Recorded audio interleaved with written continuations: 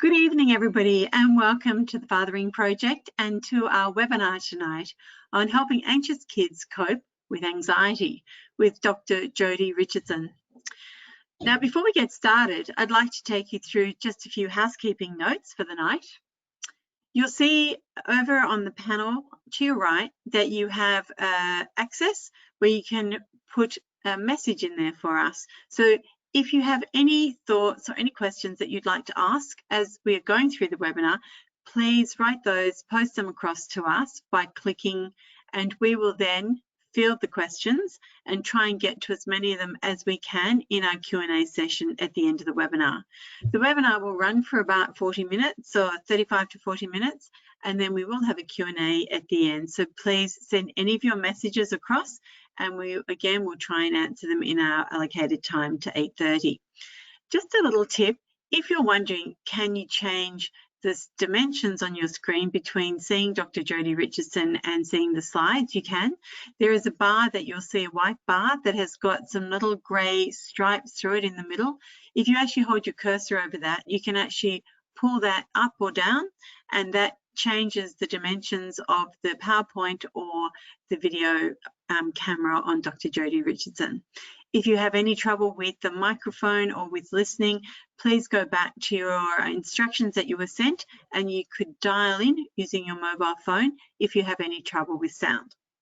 Now, let's get into our webinar. And before we start, I'd just like to have a warm welcome to Dr. Jodi Richardson. She's a co-author of a best-selling book on anxious kids. Dr. Jodi Richardson is a mental health and wellbeing author, a speaker, an educator, and a mum of two. She's dedicated to helping parents and teachers understand anxiety in their children and students, and how it makes them feel and why, and how to respond in ways that empowers anxious kids with the insights and skills they need to thrive. It's an amazing topic, one that comes up very regularly on our Q&A with our parents and our dads, and we're so thrilled to have you all the way from Melbourne with us tonight. We hope you're doing okay down there, Jodi, and thank you very much for being with us tonight. Over to you. Thank you, Liz. Thank you very much for having me, and a very warm welcome from lockdown in Melbourne. Anxiety is an enormous problem for the community where I'm living, the communities in Victoria and all over the country, and in fact in other parts of the world as well. It's a topic that I'm professionally dedicated to, but also very personally dedicated to as well. I've had anxiety since I was 4, and I sit before you as a professional at the age of 46 who still has an anxiety disorder, but one that's very well managed. So I'm very passionate about this topic, and I thank you all very much for joining me. I wanted to start by sharing, and it's a bit cruel, isn't it? Because I'm sharing a very familiar and famous football ground here in Australia. If you know the answer to which ground is this, you can type it in the chat. This is a ground that is very, very famous in Melbourne, and it is known as the MCG. I also wonder if you know the capacity of the MCG, if you know how many people it can fill, pop that in the chat box as well. So the reason I'm showing you this is not to remind you of a world where we could gather very closely, but to illustrate where we're at in terms of mental health for children in our country. So the capacity of the MCG is 100,024. And if you think about the number of people that you can see here in this image, as let's say 100,000 people, and you take another 4.5 of those grounds filled with people, you have the approximate number of children with a diagnosed mental illness in Australia in a 12-month period. So that's just to give you a bit of a feel for the enormity of this problem. Now, the latest statistics that we've got from the Child and Adolescent Wellbeing Survey were published in 2015. And we know, of course, that in recent years, those numbers have changed and are on the increase. We also know, of course, with the pandemic that all of us, adults and children alike, are facing many more challenges, which are creating more anxiety. So it's really important for us all to have an understanding of anxiety, how to recognise it and what to do. So just to give you a bit of a breakdown of those diagnosed children, in terms of mental illness, there are 4 key categories, if you like, and I've deliberately left them off this graph. So in terms of those 560-odd thousand children with a diagnosed mental illness, they're broken up into 4 main categories. Those with ADHD, those with anxiety, those with depression, and those with conduct disorders. And so what I'm wondering is whether or not by looking at this graph, you might be able to attribute one of those columns to the trouble we're having with anxiety. So I wonder if you might note in the chat box whether that's the green or the blue, maybe the orange or the pink in terms of prevalence and percentage in the population. So we don't have long, so I'm not going to give you long to do that. But what I'd like you to know is that anxiety is only a very close second to ADHD in terms of prevalence, 7.1% to 6.9%. And so what that means is in every Australian classroom on average, there's probably 2, maybe 3 children with a diagnosed anxiety disorder. So it's really common. The trouble is, it's really common, but it's also under-recognised. One of the things we also know is that it's being exacerbated by the pandemic, and we know that recent research from Jane Fisher at Monash University has shown us that the significant symptoms of anxiety and depression among the adult population have doubled prior to COVID, and this is preliminary data from the first month of the pandemic, and I think there's a lot of bad news to come when it comes to mental health. But on the upside, having the ability to recognise anxiety and to know how to respond to an anxious child, what to do to support them, the skills that they can use to cope, and also where to go to seek help are all really important in supporting anxious kids to thrive. My philosophy is about turning down the dial on anxiety. It's about turning it down like it's background noise, like a radio playing in the background, and that a rich and full life being front and centre. So we also know that the role of telehealth is playing a very important supporting role in terms of adults and kids' mental health as well. So there's a lot of good and a lot of really great research that's going to be coming through around anxiety and around mental health in the coming months. So one of the challenges that we're facing is the time between first symptoms of anxiety and help seeking. And I wonder if you might hazard a guess, if you wanted to pop the number of years, it's in years, if you wanted to hazard a guess and pop that as a comment in the chat box, if you've got an idea about where that might fall in terms of the average number of years between first symptoms and help seeking. As an example, I was 4 when I started prep, very happy, relaxed child. My mum was anxious, but I came from an otherwise peaceful and relaxed home, and I wasn't diagnosed with anxiety until I was 24. So it was 20 years for me. The only reason that I was diagnosed with anxiety was because I suffered a major depressive disorder, which often happens with untreated anxiety. They often go hand in hand. I sought help for the depression and was diagnosed soon after with an untreated anxiety disorder, which I assumed was simply my personality. I didn't know any different. I hadn't even heard of anxiety. So when I left teaching, I went to work for Beyond Blue because I was really passionate way back then, it was back in 2001, about starting to make a difference in people's lives when it comes to mental health. So 8.2 years is the answer to that question. 8.2 years is the average time, and this is the most current research that, to the best of my knowledge, is available around this in Australia, between first symptoms of anxiety and help seeking. We know this is true in urban areas. In rural areas, it can be up to 18 years, which is a very long time for people to be suffering, and unnecessarily so, because when it comes to anxiety, there's so much that we can do. So I wanted to talk to you a bit about what happens in an anxious brain, and to let you know that First and foremost, anxiety is a normal human emotion. We all experience anxiety, and it's an emotion to talk to our children about. In the same way that we'll say to them, oh, you're feeling disappointed or you're feeling frustrated, you know how we give them that language as they're growing. And no doubt I'll have parents here watching who have really little kids right through to big kids who've flown the nest, no doubt, but they're always our kids, aren't they? I've got two, 10 and 12 years old. So normal anxiety is it's a protective mechanism. It's a genetic wisdom we all have, designed to keep us safe when we're under threat, when our personal safety is in danger. And whilst this served our ancestors of long ago extremely well, when their life was frequently threatened through either predators or other tribes, or through choosing foods that were poisonous. It's about remembering what to look for and what to avoid, and all of the changes that have happened in our lives between long ago, millions of years ago, and now. We've still got this part of the brain that is designed to keep us safe, and it does a really good job of that.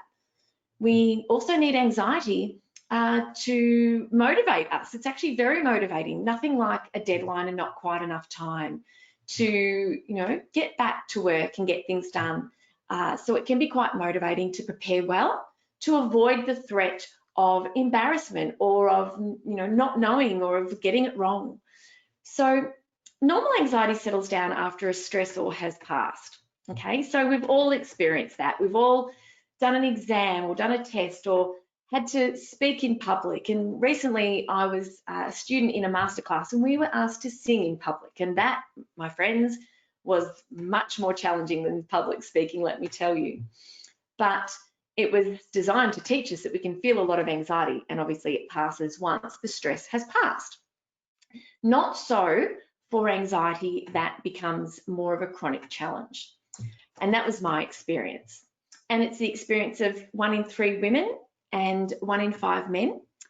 So with an average of 1 in 4 adults experience anxiety, it's really, really common.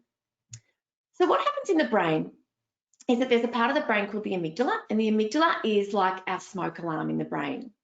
It is designed to take in information from our environment and alert us to a threat so that we can respond accordingly. And all of this happens in a very, very short amount of time. When the amygdala sounds the alarm, it's an alarm designed to keep us safe. So if we were crossing the road with our children when the lights were green and we could see out of our periphery a car that's run a red light, that information from our vision goes to the amygdala. The amygdala immediately responds with a cascade of changes in our physiology, and it produces what's called the fight or flight response, an enormous amount of adrenaline. We are powered up physically to either flee or to fight. Under those circumstances, we might realise we've grabbed our kids by the hand, we've yanked them out of the way, we've kept everyone safe before we've had a chance to consciously recognise the circumstances around us. And this is because the prefrontal cortex, which is the large portion of the brain here behind the forehead, goes offline when the amygdala is taking control in the fight or flight response. This is because any activity of the prefrontal cortex under threatening circumstances would take too long to process. So rational thinking, problem solving, emotional regulation, all managed by this executive functioning centre, are very difficult, if not impossible, to access when we're highly anxious. I wonder if you can relate. I wonder if you found yourself so wound up with anxiety and stress that you're unable to think straight, you're unable to complete what it is in front of you, or if you've noticed this with your children. This is a really common challenge for kids who are learning at home. They're doing their work from home, and their elevated levels of anxiety and stress can sometimes overwhelm them. They can't think straight, and the more they try to work in that moment, the more difficult it is because the stress and the anxiety amplify. So we need a circuit breaker. We need a way to bring their system down. The smoke alarm in the brain in people who are anxious, unfortunately, it's a little sensitive. And so it's like a smoke alarm that goes off when you've burnt the toast. It's sensitive to the smoke from the toast, which is burnt in the toaster, but burnt toast isn't going to threaten our lives. However, the amygdala is highly sensitive and it sounds the alarm under circumstances where it's not needed. Good news is that there are many strategies we can put into place to help to calm the amygdala, to show our brain that we are safe, to settle that response back down so we can get on with moving forward and taking action towards what matters. So how does anxiety show? How do you recognise it? Remember what I said earlier, an average of 8.2 years between onset of symptoms and help seeking. If you can recognise it, and if you do nothing else but recognise it and get your child or yourself or a friend the help that's needed, then you have done a great service to that person that will change the trajectory of their life. You can change the trajectory of someone's life by helping them identify that they have a mental illness that needs treatment. Getting the treatment can make a profound difference. It's a very treatable illness. So how does it show up? It shows up in 3 ways: how we think, how we feel, and what we do. So let's start with how we think. A lot of worries. Worry is very, very common. We've got this part of the brain that's looking for threat. So there's a lot of future thinking. There's a lot of what ifs. What if this happens? What if that happens? What if the pandemic doesn't end? What if we're always wearing masks? What if we can't see our friends? What if we can't sit our exams? What if I can't get the score I want? At the moment, these are a lot of the questions kids are asking. Excuse me. A lot of rumination and a lot of catastrophic thinking. These are just some of the ways that anxiety impacts thinking. Next, it's about how anxiety impacts how we feel. Take a moment to think about what happens in your body when you're anxious. So you might feel racy. You might feel as though your heart is racing, your breathing rate is racing. We have headaches, we can feel nauseous. My very first symptom was feeling sick in the stomach. I'd come home from school and I'd say, Mum, I feel sick. I'd wake up in the morning, Mum, I feel sick. I don't want to go to school. Blood is shunted from our digestive system to our major muscle groups so that we're powered up for fight or flight. This is one of the reasons that we feel sick. Some people with anxiety even vomit. And so that's a really common sign and symptom, especially in children. Big emotions. The amygdala is also part of the emotional processing center of the brain. And so anger, irritability, sadness, lots of tears. We can see a lot of that too. A lot of clinginess for little kids, a lot of difficulty separating. And last of all, what we do. So anxiety affects how we behave. And so there's a lot of avoidance. A very common sign of anxiety is I don't want to do it. I don't want to go. Please don't make me go. I want to avoid. I don't want to participate. Whether that's answering a question in a classroom, attending a Zoom. For some kids, that's been extraordinarily hard. The idea of being on video and being in that sort of very unusual environment with their class has been too much for them. Okay, they can have problems with their appetite. They can have trouble concentrating, have trouble sitting still, just can't think straight. There's so much in the way that anxiety affects our behaviour. So these are some of the signs and symptoms to look out for. And I always encourage parents, if you are noticing challenges, keep a journal, because if the time comes when you do seek help, it's really hard to remember what's been happening and to create a picture for the GP so they've got a good understanding of what's been going on. Note them down just for a week or so and take that with you, because when your child's anxious, there's nothing much more than makes us anxious as parents. So anxiety is really contagious. So note them down, take that along with you to your first appointment, and then you've got a really good starting point to talk about what's been happening. So what do we do? What do we do when we have an anxious child? Don't do this. Calm down is not the answer. And we have a bit of a running joke in our house because I've been married to my husband for a long time, about 18 years. We've been together many more than that. And he used to say calm down to me when I was highly anxious.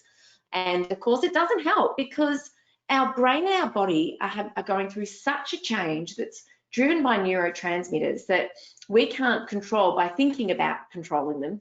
We actually have to do something to change our physiology, to take action in the moment to settle the anxiety. So even though it's well-meaning, calm down, don't worry, or telling someone all the reasons they shouldn't be anxious only serves to tell that person that you're not hearing what they're saying, you're not understanding where they're at, and that you don't get it. So it's very well-meaning. We see calm down a lot when we watch TV shows and we always have a chuckle. Try not to do that. It doesn't actually help. So what can we do? There are a number of things that we can do when we have a child who's anxious in the moment. First of all, recognize that they're anxious, and you'll hopefully be able to do that now. Second is validate how they're feeling. Excuse me. Excuse me. I've got a dry throat. Validate how they're feeling.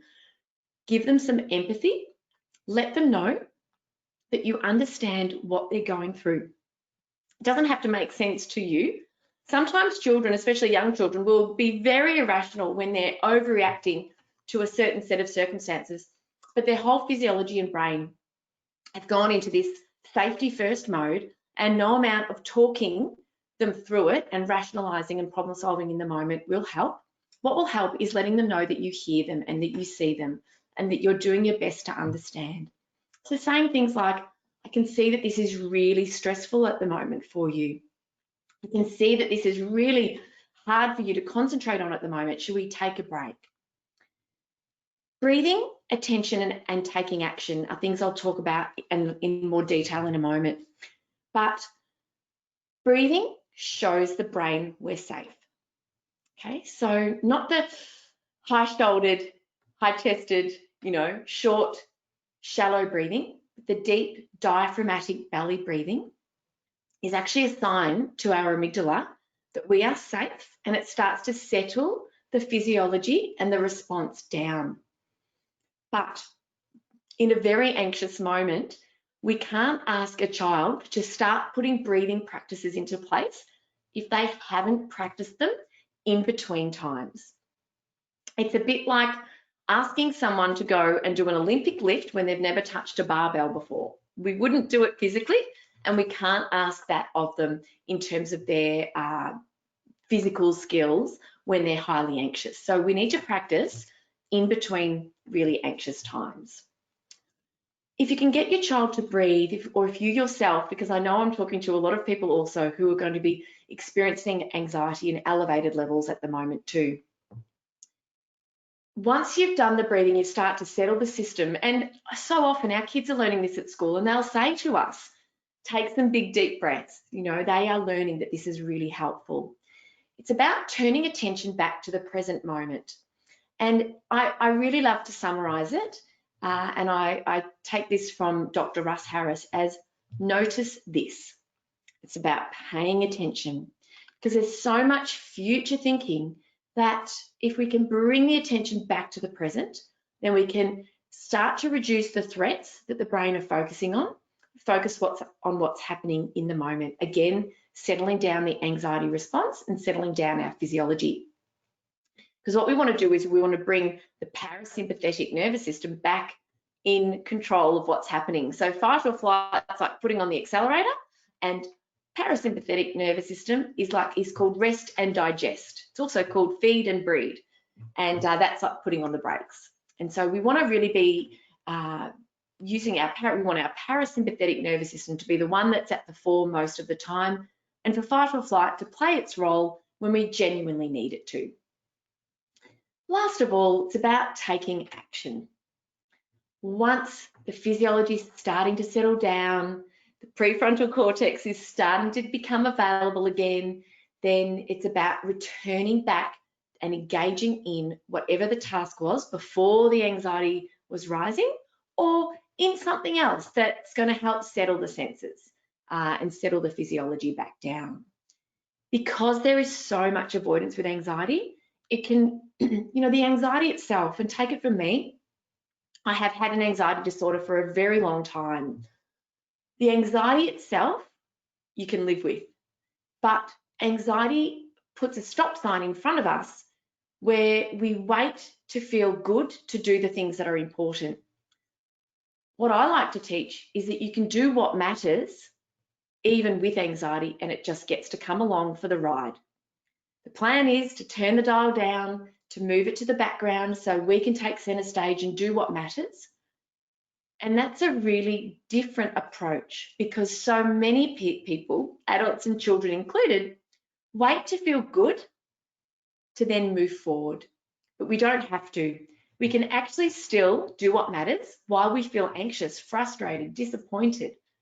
Our daughter, she was very disappointed. She's been disappointed a lot lately because she wants TikTok, and she's wanted some apps that I've said no to. My husband and I have said no. She's only 10, and so we've made some compromises around that in terms of her watching a few TikTok videos on YouTube. But I remember her one morning before school, she was just like, I'm so disappointed, and she sat on the couch, and this was not anxiety, but the same applies. I could see that she was emotional. I validated for her and I said, look, I understand. I can understand you're disappointed. I know how much you wanted it. Now's not the right time. I fully appreciate how you're feeling. And should we just sit and have a bit of a cuddle on the couch? And it was before school, so that was a bit of a treat. So there we sat, and 5 sort of minutes went by, and I said, well, we'll take some breaths, and we need to think now about sort of moving forward. You don't always have to do every step. And I said, what have you got left to do? And that's a good trick for parents. If you've got young kids, don't tell them what to do. Ask them what they've got to do. Helps them to get in control of their own routine. And she said, I have to clean my teeth. And I said, all right, off you go. To which she said, but I'm so disappointed. And I said, honey, you can be disappointed, but you can still clean your teeth. And that's the truth of it. And off she went, and she did it.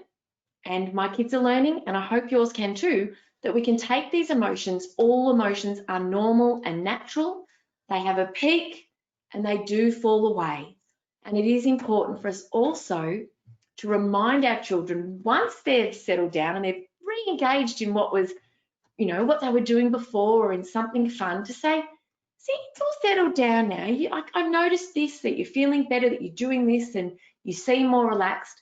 Remind them that these waves come, but they do pass. So that's anxiety in the moment. So what can we do to manage it over the long term? There are a lot of strategies, there are a lot of approaches that we can put into practice, some of which I'll share with you now. So I wanted to focus today on 4. I wanted to talk about exercise, progressive muscle relaxation, breathing, and stepladdering. So let's start with exercise. I'm extremely passionate about exercise for so many reasons, and I really can tell you that my whole life I've been very dedicated. It's probably not the greatest English, but I've been dedicated to sport and exercise daily for most of my life. And what I realize now is that it was helping me manage my anxiety before I even knew I was anxious. The science around exercise and anxiety is very strong, and there's a lot of depth to it. And what it tells us is this: it is like a panacea for our mental health. So whether it's anxiety or depression, exercise makes a profound difference to our mental health. And I'll tell you some of the reasons why.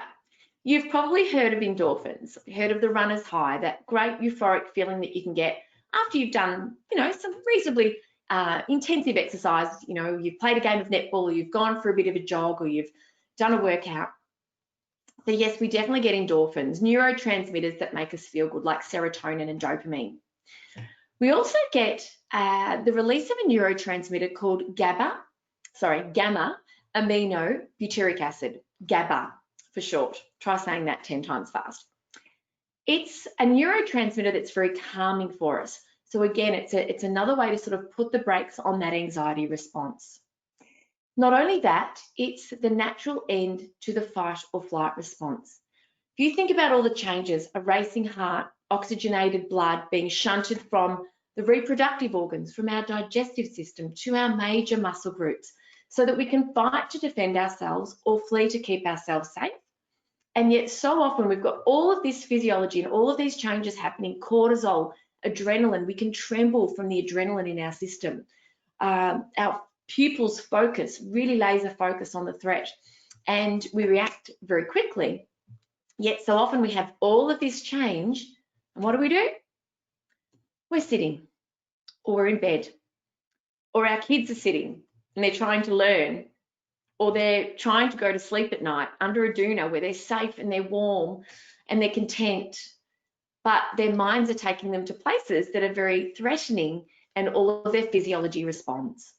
So exercise is a natural end to the fight or flight response, and it is a critical part of anxiety management. If in the moment a child is highly anxious, and I did this with one of our kids the other day, concentration was lapsing, I could see the stress building with a new task, and I said, right, pens down, grabbed him by the hand, out we went, and we just jumped on the trampoline. And I said, we're going to do 100 jumps. And then we started jumping, and I started puffing. I'm like, let's just do 50. And then I'm like, let's just do 40. I'm fit for other things, but I think I need a little bit more trampoline practice. But it was a circuit breaker. It uses up all of those stress hormones and brings a faster end to that anxiety response. So exercise, can't recommend it more highly. Progressive muscle relaxation. I'm going to ask something of you, and of course I can't see you, but I really would encourage you to put this into practice while I'm talking. You'll notice in this image I've got literally hundreds of arrows, and it's a great analogy for the tension that develops in our body, because when we're anxious and we are prepared for fight or flight, muscle resting tension increases in the same way that when you draw the string on a bow to shoot an arrow, that the more you draw back the string and the heavier the poundage is on a bow, that the arrow will fire with more speed and more power. And it's the same with our muscles. We've got hundreds of muscles in the body that tense, pre-tense, so that they're locked and loaded, ready to fire into action for the fight or flight response. So muscle tension can be a real challenge for those of us with anxiety. Progressive muscle relaxation, I'm going to ask you to do one now, is about further tensing the muscles and then consciously relaxing them. So if you were to squeeze your shoulders right up towards your ears, and we do this, don't we? We sometimes find that our shoulders creep up during the day. If we were sort of pull into our turtle shell and then relax our shoulders really consciously and let them fall away, we start to feel a warmth and a relaxation and a release of tension that we might not have even noticed was there. And that's why we can get a lot of headaches when we're anxious too, because of the tension. You can do this with not all the muscles, but many muscles throughout the body. And I usually like to teach a progressive relaxation that starts at the toes and finishes at the nose. So that might be sort of, curling your toes under in your shoes, or going up on your tippy toes, or pointing your toes so that you really contract the calf muscles. Really hold that tension for a few seconds and then relax. And you can repeat that at that same muscle group if you like or not, then you can move on to the next and just progressively work your way through. This helps to release a lot of tension. It can also be a really mindful practice. And whilst mindfulness is something I normally talk about at length, there is a lot of information available to you, and I wanted to address that here briefly. Mindfulness, as I mentioned earlier, brings our attention back into the moment. Long-term mindfulness practice helps to reduce the size of the amygdala, the smoke alarm in the brain, and it helps strengthen connections between the prefrontal cortex, where we have our emotional regulation, and the amygdala.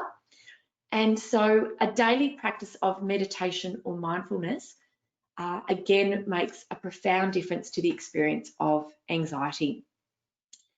And progressive muscle relaxation can be a really lovely mindful practice as well. The next skill is a breathing skill. And you'll recall that I mentioned before that we need to show our brain that we are safe. And the way that we can do that is through deep diaphragmatic breathing. This square breathing exercise is a really lovely controlled breathing pattern. And as you can see, it's about breathing in for 3 to 4 seconds, holding the breath, breathing out for 3 to 4 seconds, and holding the breath. And regulating your breathing by following that pattern. Now, some people don't feel comfortable holding their breath, in which case you might do a figure of 8, breathing in, breathing out, breathing in, breathing out. These are great strategies for children and for adults. You might get a child to do a hot chocolate breath where they picture they've got a cup of hot cocoa and they're, I don't know why I said cocoa, I never say that. Picture a cup of hot chocolate, take a big breath in and exhale. We need the exhalation and the inhalation to be similar in length because we need to balance our carbon dioxide and our oxygen levels. When we get anxious, we can breathe quite short, sharp, shallow breaths. So the breathing is about showing the brain we're safe, regulating our oxygen levels, starting to calm our system and bring that parasympathetic nervous system back online. The next one is stepladdering. Stepladdering is about, it's also called exposure response prevention, and it's about inching a child closer to their goal. You might have a little one that struggles with separation anxiety, and I expect that a lot of families where that's been a challenge, I expect that that will be amplified because we're spending so much time together, that separation may return as a challenge or be an amplified challenge, always a challenge that can be overcome with time and sometimes with help. But stepladdering is about setting small goals, working with the child to set small goals along the way to the bigger goals. So say, for example, the bigger goal is having a sleepover. Now, you might think at first, oh, it's really hard to break that up because they're either at someone's house or they're not, but you can actually be really creative. You might have, if the child is very connected to one parent, if they're very connected to their dad and dad's the one that's missed and dad's the one that they can't separate from, well, dad can start by going out. It's a little bit tricky at the moment, I know, but going away for an hour or two and the child can stay at home with another carer or parent and experience a little bit of separation and increase the time. Eventually, and again, there's more to this, but you know, towards the end, when the child's becoming comfortable about maybe spending some time with Nan or spending some time with a favourite aunt, then perhaps, you know, I know one family have done this, as they're nearing the end of trying to get the child to have a sleepover and enjoy that very special, you know, experience, the child has fallen asleep and the parent has gone and picked up the child, woken them up and taken them home, which requires a lot of trust. But that's about building that child's confidence to make bigger breaks each time. And lovely social rewards for children who are progressing towards a goal are always highly recommended. So there are 4 strategies, mindfulness being a 5th, that you can put into practice in between anxious times and help kids to connect with what it is they feel makes a significant difference to their stress and anxiety levels. Get them to tune in, ask them how they felt. They might say, progressive relaxation is amazing. I really find that helps, in which case, when they're really anxious or they can recognize anxiety building, you might be able to start to put that into practice.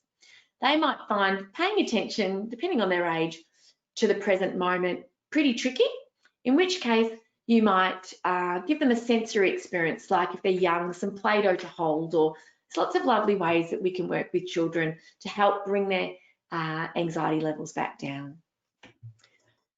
I've shared some resources here for you to help support you, to support your children, and of course, to support yourself to feel more confident, because it's extremely hard and very stressful and anxiety provoking when you've got children with any challenges, be they mental or physical health challenges. It certainly does amplify our own stress as parents. So some really lovely resources there for you. So take a screenshot or revisit the webinar when it's available for replay on the website. And these, of course, are all really trusted evidence-based programs And of course, the Smiling Mind app, couldn't recommend it more highly. This is how you can connect with me. I'd really love for you to stay in touch with me, and of course to send any questions that you have my way.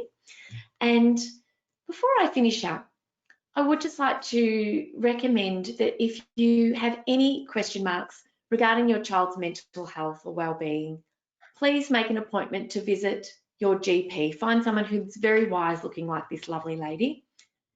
Go to your GP. It's the first place to go to really start talking about what possible next steps could be. Your GP may often reassure you that what you're observing is developmental, or they might say, look, let's watch and wait and see.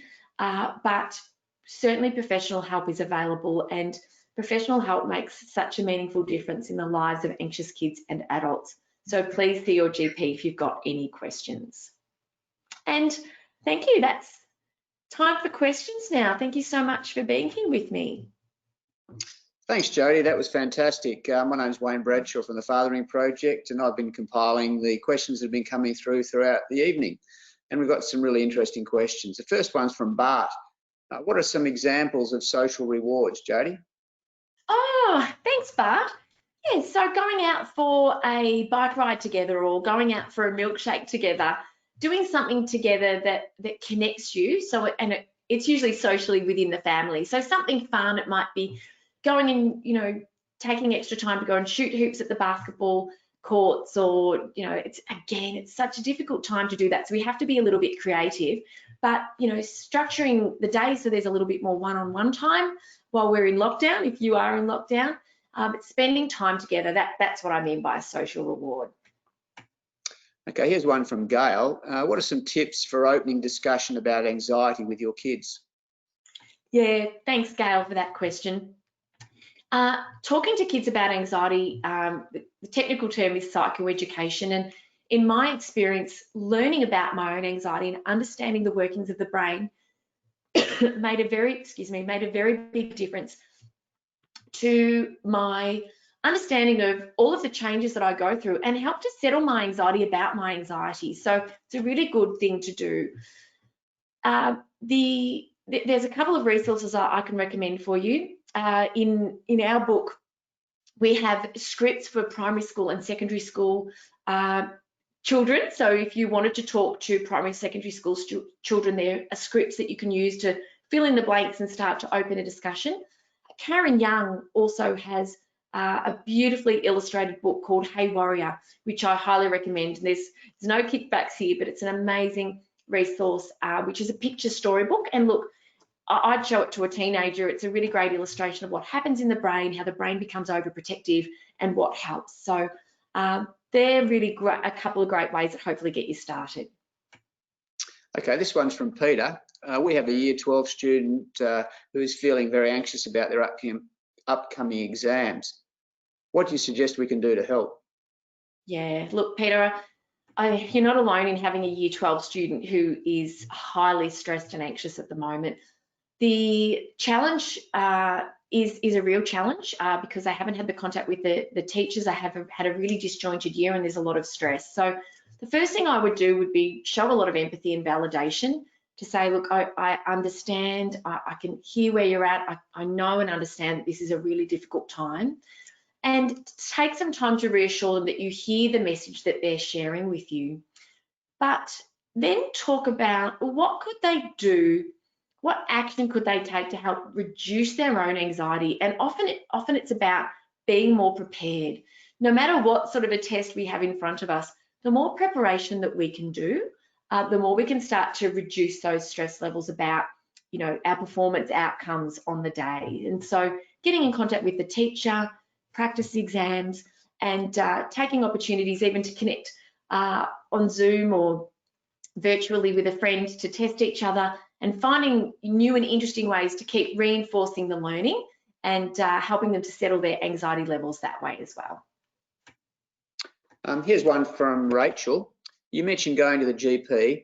I'm not sure how to get my 15-year-old son to attend. Any suggestions? Yes, that is a challenge for some parents where the kids don't want to go along. And at the end of the day, we can't, and we know this, don't we, as parents, we can't make kids do what they don't want to do, especially a 15-year-old, a teenage boy.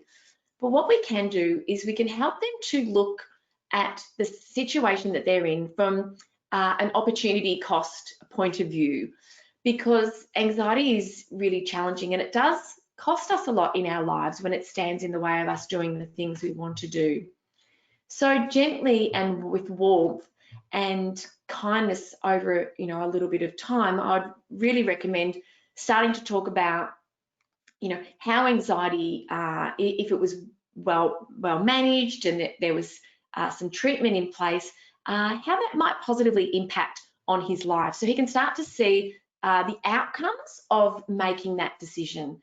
It can take a little bit of time, so gently, but yeah, the outcomes of getting the treatment, getting help and support, knowing that there can be a really positive difference that will come from that, might just help to get him over the line.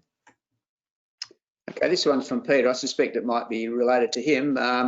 Any tips on getting to sleep at night? My mind seems to be a whirl and it keeps me awake. Is this anxiety? Look, Peter, it may well be. It's a very common symptom that COVID has brought on for a lot of people, and I experienced this too. The first time around with lockdown 1.0, I couldn't sleep, I couldn't get to sleep, and if I woke in the night, that was it. There are a number of things that we can do around sleep hygiene.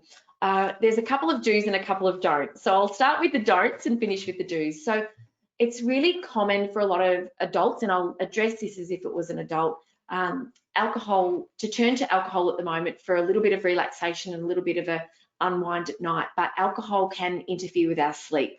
It can actually interfere with the quality of our sleep. We might get to sleep, but the quality of our sleep can be reduced. So I'd recommend, again, I'd try a few things out and see what happens. Secondly, any light from a device, blue light, interferes with the production of the hormone melatonin, which is a sleep hormone. And so if we're looking at our devices in the evening and between, you know, at about an hour before going to bed, it can actually then break down that sleep hormone and delay sleep. Also, we can find that if we have a lot of bright lights around us, that can have a similar, it's not telling our body that we're starting to wind down and helping our circadian rhythm do its thing. So there are a few don'ts. Keep the bright lights down, stay off devices, and monitor alcohol.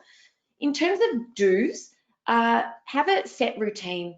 Dr. Michael Mosley has a new book out called Fast Asleep, and one of the things he talks about is the science around same bedtime, same wake time. Even if you don't get to sleep till the wee hours of the morning, still get up at the same time and immediately expose your eyes to sunlight.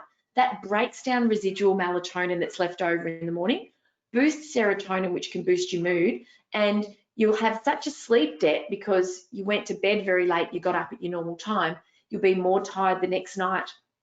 Doing that for a few nights can make a really significant difference to being able to then get back into a good pattern. So good luck, good luck. Okay, this one's from Paul. What are some methods for handling anxiety in the classroom when I'm not there to assist with some of these techniques? Paul has a year 1 child. Oh, great. Yes. So start open conversations at home around anxiety and work with your little boy or girl to help them to determine what strategy really makes a difference for them. And a mindfulness strategy for a little one could be just pressing their feet into the floor and just really paying attention to their feet pressing firmly into the floor, which brings their attention back into their body. And if they can do a few breaths, even if they're picturing blowing a pinwheel or blowing hot chocolate or blowing bubbles sometimes, even if they're pretending to do that, it's about the exhalation and the inhalation of regulating that oxygen, which calms it down. So help him or her identify when they feel the anxiety start to rise and just determine what strategy could be put into place when that happens, and maybe have a little laminated note on the desk with maybe a picture or a little symbol that maybe reminds them to put that into place and talk to the teacher too. Okay, a couple more questions. Second last one actually. This is from Faith. I have a year 7 daughter who gets extremely worked up about going to less familiar places on her own. Things like youth group at church or other youth focused events. She says it's because she doesn't know anyone there, but I know she does, just not as well as she knows her school friends. Changing schools is her worst nightmare. How can I help her feel more comfortable making new friends and joining new circles of friends? Yeah, look, it is a challenge for, you know, if you know the child has a certain separation anxiety, social anxiety, I mean, to a certain extent, that can raise the anxiety levels and you know, puts a stop sign in the way of wanting to go, which means next time an event comes up, the anxiety is worse because, oh, I didn't go last time. The brain remembers that was a threat, and it can just amplify in quite a spiral. So when it comes to these sorts of ideas, it's about the step laddering approach, where you might arrange for her to have a catch up. Again, you know, it might be virtually at the moment, or maybe a walk with one other person. So keep the stakes pretty low so she can start to build a relationship with one other person, and then maybe in a small group, and see if you might be able to help her feel more comfortable by introducing her into that bigger group and that setting a bit more slowly. Otherwise, maybe shorten the time that she's there. It might be about arriving a little bit late once everyone's all settled in and all the social greetings have finished, and then sort of then joining in for the end of the activity. Try to find ways and talk to her about what she suggests too, about step laddering it so it's moving forward incrementally towards the ultimate goal of being able to go along and feeling relaxed and having a good time. Thanks. And last one, this is from Simon. I noticed in one of your slides you mentioned gut health can impact anxiety. It seems to be an emerging area. Can you expand on this? I can.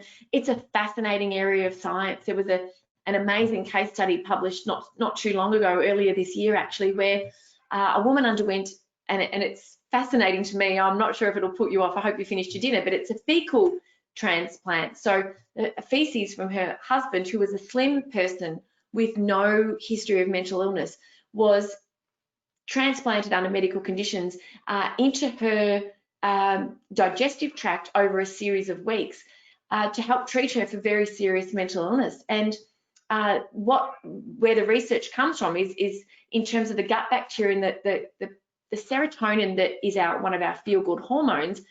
90 plus to 95% of it is produced in our gut. So it's a very big area of research, and the Food and Mood Centre at Deakin University is doing some wonderful research into this. Professor Felice Jacker is the head of that centre.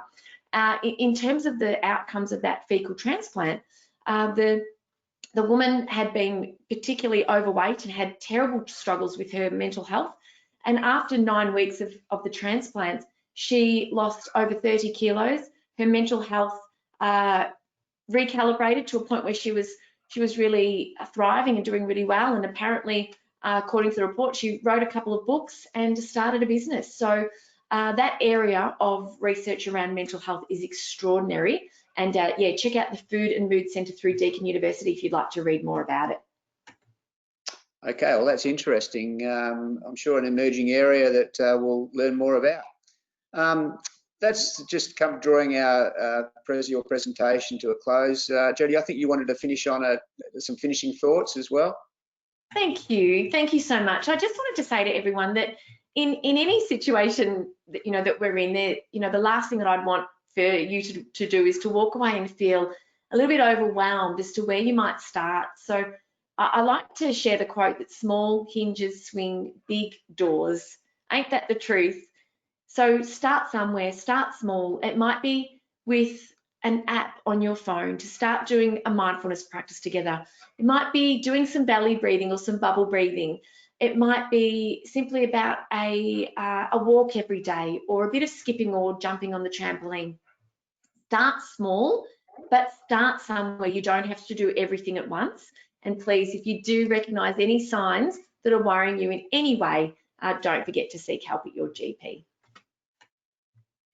Well, that's wonderful. Thank you so much, Jodi, for just the most interesting webinar. It's something that we can all take away for ourselves and for our children.